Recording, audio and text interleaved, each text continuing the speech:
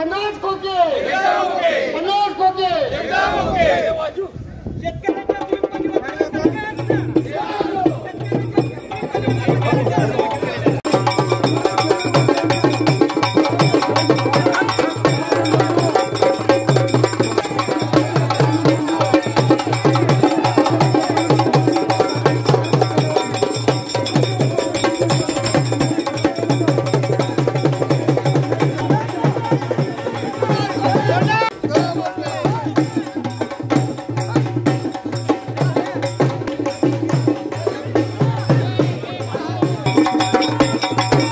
झालं का थोडक्यात सांगा काय आजचं जे आंदोलन जे आहे ते बिद्री साखर कारखान्याच्या इथेनॉल प्रकल्पाचे जे परवाना रद्द केलेला आहे, विक्री परवाना आणि प्रोडक्शन परवाना, या परवान्याच्या विरोधात आहे। हा परवाना डायरेक्ट बंद केला, म्हणजे त्यांनी जी कारवाई केली, रात्रीची कारवाई केली आणि त्या रात्रीच्या कारवाईनंतर नोटीस देऊन संचालकांचं किंवा साखर कारखान्याचं म्हणणं ऐकून घेऊन मग ही कारवाई करणं अपेक्षित होतं।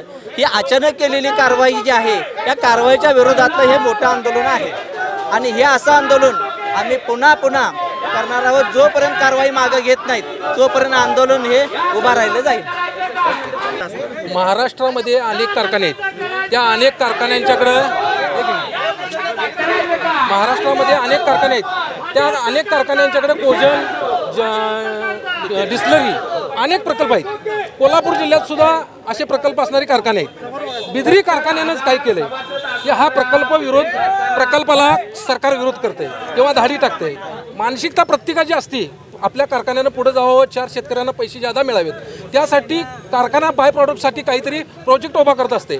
मग प्रत्येक ठिकाणी आपापले कारखाने नेते मंडळी त्या ठिकाणी बाय प्रॉडक्टसाठी प्रकल्प उभा करतात। मग बिद्री कारखान्यातला प्रकल्प उभा करत असताना काय अडचण करायची? मग सरकारची भूमिका म्हणजे बिद्रीकडे बघणारे, बिद्रीने कमी दर दिला का बिद्रीच्या कारखाना कार्यक्षेत्रातल्या शेतकऱ्यांना दर परवडलेला नाही किंवा काय नाही, अशी कुठलीही बाब नसताना जर एखादा प्रोजेक्ट उभा करत असेल बिद्री, तर त्याला सरकार अशा पद्धतीने अडवं का जाते?